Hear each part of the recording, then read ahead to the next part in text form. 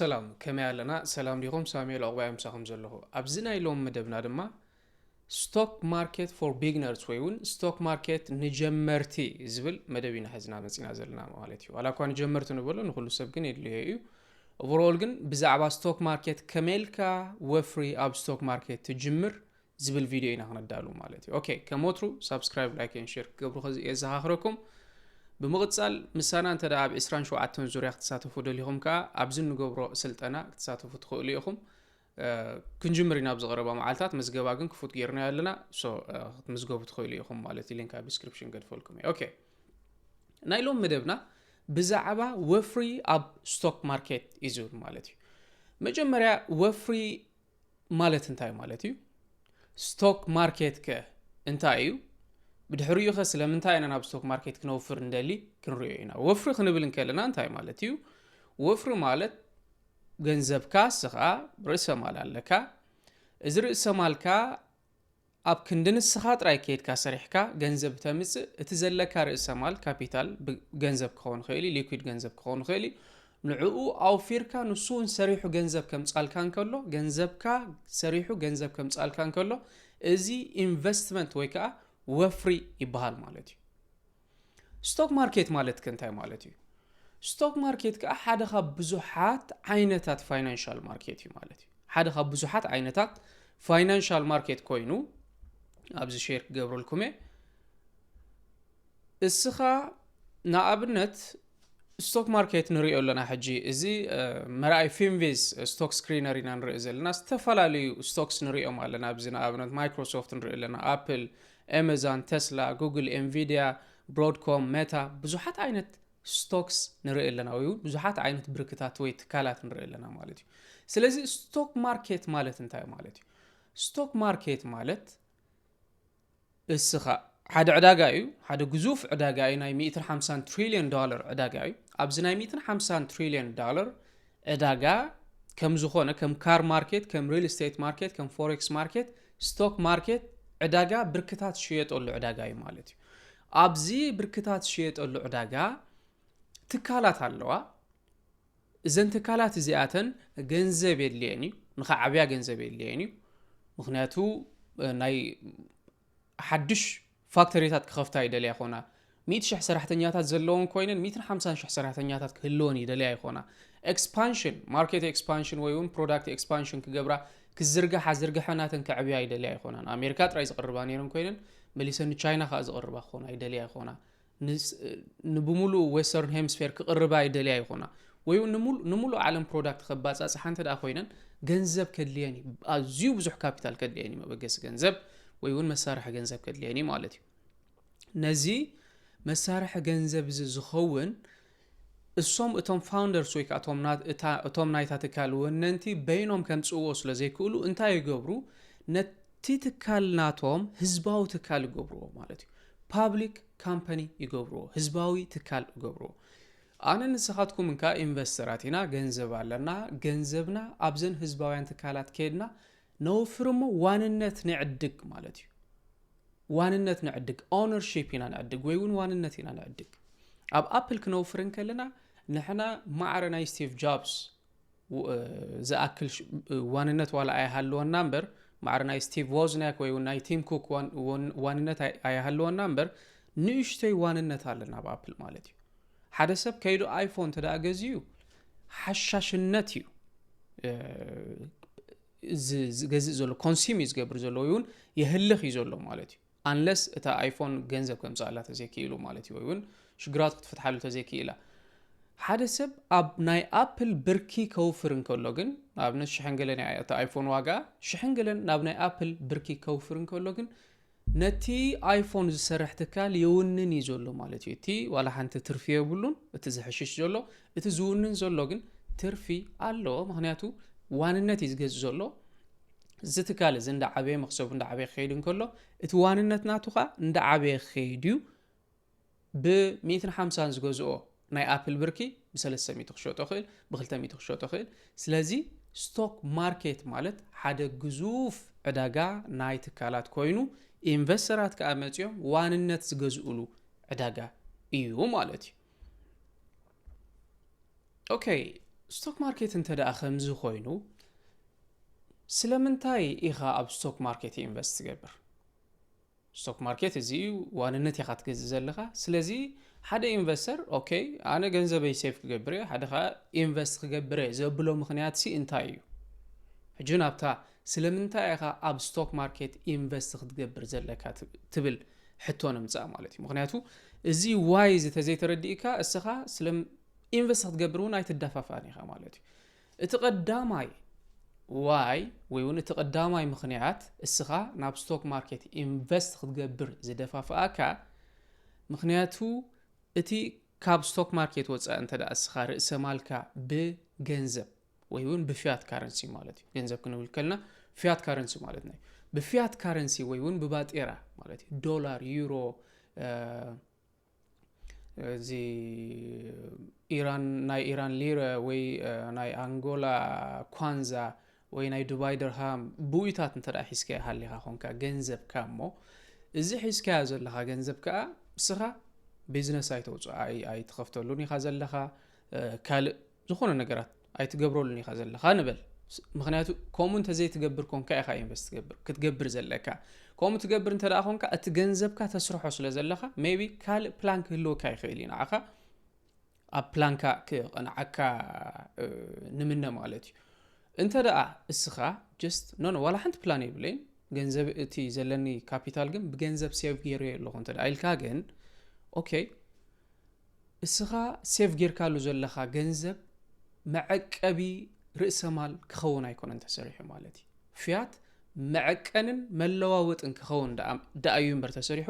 መዐቀቢ ርእሰ ማል ክኸውን ኣይኮነ እንተ ሰሪሑ ማለት ናይዛ ኣብነት ሕጂ ሲምፕል ኣብነት ከሪአኩም ማለት ሓደ ዝኾነ ዋላ ተዝሓየለ ገንዘብ ኣብ ዓለም ካብ 5-10% ኢንፍሌሽን ኣሎ ይዛረቡሉ ዘይ ገድስ ማለት እዩ ናይዚ ዓበ ኣብነት ኮነና ዝኽእል ግን ነዚ ናይ ኢራን ሊራ ክሪኤኩም ማለት እዩ ናይ ኢራን ሪያል ክሪኤኩም ኢራንያን ሪያል ሪእዎ 1 ኢራንያን ሪያል 0 ዩናይትድ ስቴትስ ዶላር ብለና ኣሎ ክትርጎም እንከሎ 0 ዩናይትድ ስቴትስ ኮላፕስ ገይሩ ማለት እዩ ኢራንያን ሪያል ሲ ኮላፕስ ገይሩ ሕጂ ምስ ኣብ ኢራን ዘሎ ፖለቲካ ኦልሶ ምስኡን ዝተኣሳሰር እንዲ مس فاينانشياوي እገዳታት ወንዝ ተአሳሰር እንዲ ዋላውን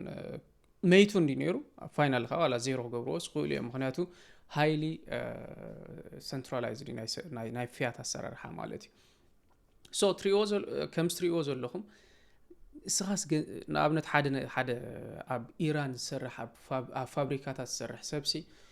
ገንዘቡ ሲ እንተ ደኣ ናብ ዝኾነ ካል ዓይነት ገንዘብ ክትርጉሞ ፈቲኑስ ዜሮ ኮይኑ ለየ ዝብለኩም ዘለኹ ማለት እዩ ዜሮ ኮይኑ ሎ ገንዘብ ሲ ፊያት ሲ ዜሮ ይኸውን ናይ በሓቂ ኣብ ታሪኽ ዜሮ ከም ዝኸውን እዚ ዓባይ ኣብነት አላትና ሕጂ ማለት ናይ ኢራን ሪያል 1 ኢራንያን ሪያል ገለ ሰናቲም ነይሩ እዩ ሕጂ ኣብ ሰዓት እዚ ግን ዜሮ ኮይኑ ሎ ማለት እዩ ሶ ፊያት ሲ ከይዱ ኾይዱ ብዝቕባበ ዜሮ ይኸውን ማለት እዩ ፊያት ክስራሕ እንከለውን ሓንቲ ደስ ብለና ባህል አላ ኳንተም ስኩል ንዘራረብላ ምስ ኢንቨስተራት ክንዘራረብ ከለና ማለት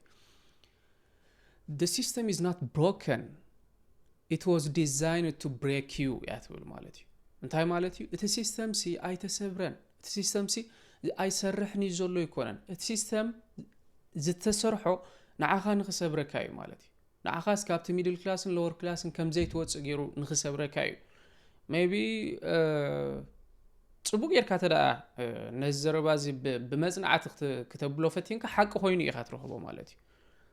እቲ ሲስተም ስንዓኻ ዝድግፍ ኣይኮነን እቲ ፋይናንሻል ሲስተም ኣብ ምዕራባዊ ዓለም ዘሎ እንታይ ዳ ንዓኻ ብሬክ ዝገብር ወይ ከዓ ዝሰብር ንዓኻ እዩ ስለዚ ናትካ ሓላፍነት ይስኻ ካብቲ ሲስተም ወይ እውን ካብቲ ማትሪክስ እንብሎ ብልምዲ ካብኡ ወፂኻ ዋና ናይ ገዛእ ርእስኻ ክትከውን ዋና ናይ ፋይናንስያዊ መጻኢኻን ቁጠባዊ መጻኢኻን ክትከውን ናትካ ሓላፍነት እዩ ማለት እዩ ከመይልካ ኢኻ ከምኡ ክትከውን ትኽእል ሕጂ ንምምጻእ እንተ ደኣ ፊያት معقب رأس مال تزيسريحو جدا رأس مالك بخالي معقب رأس مال كتعقب وقت كلا لك هتخالي معقب رأس مالك كم أبنت نحجم تينيا زلنا ستوك ماركت مالتي ستوك ماركت نرأيه ستوك ماركت تدارينا نأبنت زين رأيه زلنا نايب حق رأس مال كم زعقب مالتي ستوك ماركت مسجزي أبز حلف 100 عام ستوك ماركت أبز حلف 100 عامت مالتي عامتها بأفريج 10 100 يتوسيخ عامتها وسي بجمجام 10 مئة توسيخ نابنة تزن ريو زلنا SPX تيكر سيمبل ريو زلنا ناي S&P 500 ويون نايتن حموش مئة تكالات إندكس ناتن زنبيلي نبولو ناتن زنبيلي ويكن ناي حموش مئة زبالة ساعت كالات ناي أمريكا ناتن كيدت زرقي تشارتين عن ريو زلنا مالتي ريو كاب شحنت شعاتة ميتن ولا خب شحنت شعاتة ميتن 53 سنة حيزنا نريو لنا بز مالتي almost درجة أخاب قدمي 7 أنجلن عمت مالتي overall ريو انداوسخ all the way انداوسخ أب ساعة زي أبزنا أبنسي كلتا دولار قال ملا زنبرة أب ساعة زي شو دشة شحنت شعاتة ميتن سوسان شو عتن ريو لنا مالتي انتاينا نرئزلنا نايزة حلفة لسي نايزة حلفة إسراها مشان عامة رأيه خابزة حيزنا خاب خلتش عامة مرتات حيزنا رأيه شو مونتا ميتن سبعان شو عتن نيرو انداوسخ مسجزي انداوسخ شو دشة شحن شعاتة ميتن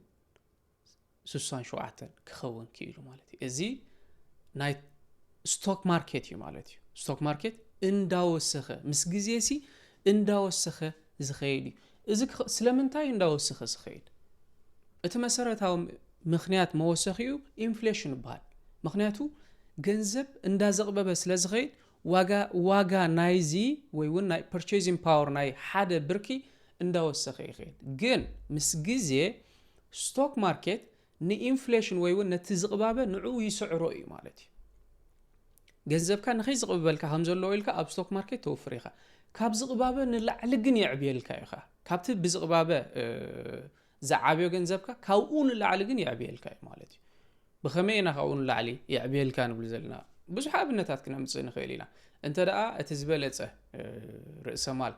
كتركب كيلكا سخا تزبلصه رأس مال انت دقا تركب كيلكا تزبلصه رأس مال مريص كيازو لخان سخا عبيتو ازيو صبوي مالتي تزبلصه رأس مال نختركب جن نحد ستوك تصنعو كتقدر يخا مالتي مخنياتو اب ستوك ماركت هاشحت طعنا زلهم ستوك سالو هاشحت طعنا زيبلهم ستوكات قالو مالتي كما ابنت ناي الفابيت نره نزي ناي ناتنا چانل تكاتولو سبات قدم عامت الفابيت شير غير لكم نيره قدم عامت مالتي ناي بحقسي زوم ناتنا چانل تخاتاتيلهم اكشن 3 سبات ገንዘብ كغبرو كم زغبرو سابنت كريكم مالتي الفابيت شو 194 نيرو ويون جوجل 194 نيرو قد معامت مالتي قد معامت 194 نيرو بزقبا جمجيمنا يو ابز فور فري مالتي فور فري ابز جمجيمنا يو بلوس زخونه مصا خمزلوخا اسميرنا له مالتي 194 نيرو حجي الفابيت كندي كمزلو خريكم جوجل حجي اب ساعات زي جوجل ستوك كندي كمزلو خريكم 194 نيرو قد معامت يوتيوب ابز فيديو خسر حالكم كله حجي ريو حجي 340 አለው 340 አለው በሰዓት እዚ ከ194 ናብ 194 ነይሩ ኣብ ሰዓት እዚ ኸ 340 ኮይን ሎ ማለት እዩ what if $200 ኢንቨስት ዝገበረ 194 እንከሎሲ ኣብ ሰዓት እዚ ገንዘቡ 340 ኮይን ሎ ማለት እዩ አውሽታ ዓመት ዘይምልሲ نتن كلتا ميت ناب 340 قيروان الله مالتي almost كيدو ناي عامت 77% وسيخون ريالنا مالتي هجي ستوك ماركت ني انفليشن بيت قبرو يخون بلنكلنا ويون ني انفليشن يسعير وسي هابتون كم سأل كاي خيلي يخون بلنكلنا بقابنت بغوصري بقانق انا حقي زي تمسرته داتا نهلا مالتي مخنياتو ቋንቋና ሐቂ ማትማቲክስ ይሁሉ ግዜ ዝኾነ ሰብ ዝብሎ በቋንቋና ሐቂ በዳታ በቁጥር ገርኩም ከዓቀንኩም ክትአምኑ የብልኩምን ተዳ ናይ ሐቂ ነቲ ጉዳይ ተገዲስኩም ትሕዝዎኹም ሲ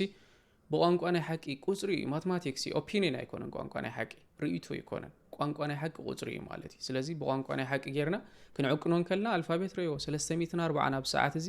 77% ወሲኹን ረዮለና ማለት ስለዚህ ኣብ ስቶክ ማርኬት ካልኣይ ምኽንያት ዘዓበየ ምኽንያት ኢንቨስት ገብረሉ ምኽንያት እንተ ሃብት ክትመስርት ማለት እዩ እንተ ሃብት ክትገብር ኣብዚ ብሮከን ዝኾነ ፋይናንሻል ሲስተም ሃብቲ ክትፈጥረሉ ትኽእል ሉፕ ሆል ወይ ከዓ ነዃል ስለ ዝኾነ ስቶክ ማርኬት ማለት እዩ ብሙሉ እቲ ሲስተም ብሬክ ዝገብረካ እንተ ደኣ ኮይኑስ እዚ ግን cheat code ኾን ኣሎ ማለት እዩ ንዓኻሲ ናይ ብሓቂ ሃብቲ ክግብረካ ዝኽእል ይኸውን ኣሎ ማለት እዩ ስለዚ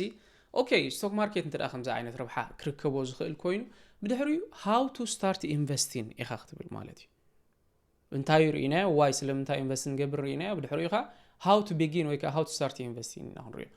ስቶክ ማርኬት ኢንቨስት ክትገብር እንተዳ ኾንካ ስቶክ ማርኬት ኢንቨስት ክትገብር እንተዳ ኾንካ መጀመርያ ብሮከሬጅ ክህልወካ ክኽእል ኣሎ ምክንያቱ ናብ ስቶክ ማርኬት ክትኣቱ ነዘን ትካላት ቀጥታ ካብቶም ትካላት ከድካ ክትገዝአን ኣይትኽእልን ኢኻ ብሮከሬጅ ክህልወካ ክኽእል ኣለዎ ማለት እዩ what is brokerage brokerage ማለት ንኢንቨስተርን ንስቶክ ንካምፓኒን ዘራኽብ ሓደ ሳልሳይ ኣካል እዩ ማለት እዩ እዚ ብሮከሬጅ ንብሎ ዘለና ንኣብነት ኣብ ኣሜሪካ እንተዳሃሊኻ ፊደሊቲ ክትጥቀም ትኽእል ኢኻ ሮቢን ሁድ ክትጥቀም ትኽእል ኢኻ ቻርልስ ሸዋብ ክትጥቀም ትኽእል ኢኻ ካልኦትን ክትጥቀም ትኽእል ኢኻ ሜክ ሹር ግን እዚ ስኻ ትጥቀመሉ ዘለኻ ብሮከሬጅ ሕጋዊ ምዃኑ ስካም ዘይምዃኑ ሕጋዊ እቲ ወግዓዊ ዌብሳይት ምዃኑ ከተረጋግጽ ክትክእል ኣለካ ማለት እዩ እዚ ብሮከሬጅ እዚ ኣብኡ ኣካውንት ትኸፍት ኣካውንት ከፊትካ ካብ ባንክ ኣካውንት ክትከፍት ኣይድኻ ካሓተካ ክእሊ ሶሻል ሴኩሪቲ ነምበርካ ካሓተካ ክእሊ ኩሉ ትህቦ ምክንያቱ ሕጋዊ ስለ ዝኾነ ሕጋዊ ኢንቨስትመንት ካ ትጅምር ስለ ዘለኻ ማለት እዩ ብድሕሪኡ እዚ ብሮከሬጅ ከፊትካ ካብ ባንክኻ ናብዚ ብሮከሬጅ ገንዘብ ዲፖዚት ትገብር ማለት እዩ ዲፖዚት ጌርካ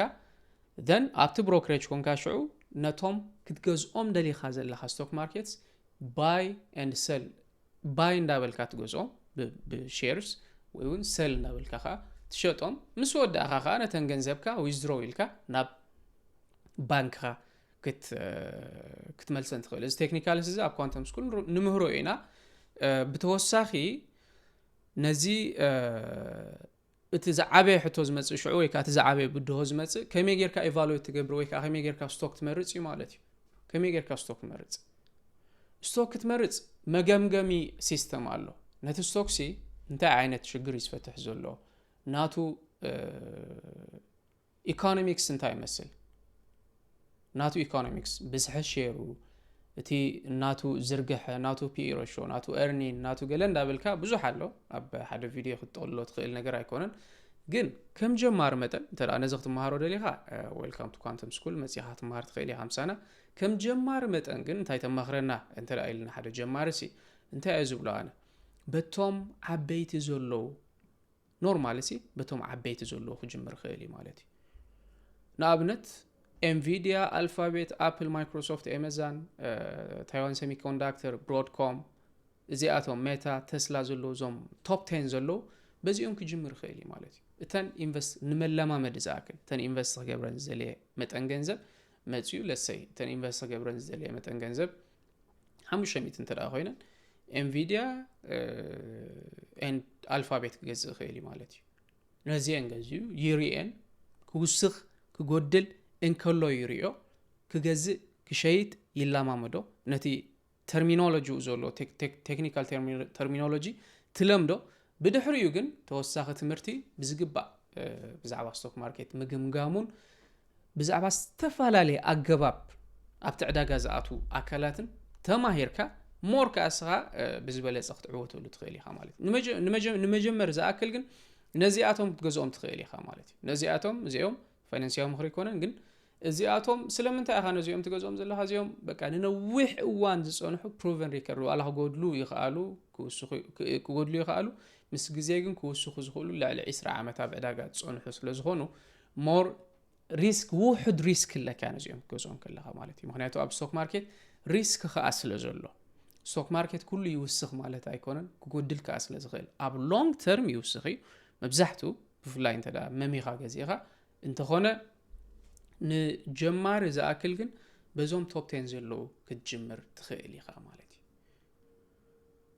ኦኬይ ስለዚ ስቶክ ማርኬት ንጀመርቲ ዝብል መደብ ዘዳለኾ ነዚ ይመስል ጽኒልኩም ስለሰማኹም ኣዝየ ይመስግን ካብዚ ንላዕሊ ብዛዕባ ስቶክ ማርኬት ምግምጋሙ ብዛዕባ ዝተፈላለዩ ኢንዴክስ ፋንድስ ብዛዕባ ETF ብዛዕባ ካልኦት ኣብ ስቶክ ማርኬት ከመይ ዓይነት ትሬደር ኢኻ ክትከውን ዘለካ ዝብሉን ካልኦትን ተዳ ክትመሃሩ ደሊኹም ኣብዚ ንገብሮ ናይ ስቶክን ክሪፕቶን ኩሉ ፋይናንሻል ማርኬት ትምህርቲ ንጅምሮ ስልጠናና ክትሳተፉ ትኽእሉ ኢኹም ሊንክ ኣብ ዲስክሪፕሽን ገድፈልኩም እየ ጽኒልኩም ስለ ሰማኹምኒ ኣዝየ መስግን ቴንክ ዩ ሶ ማች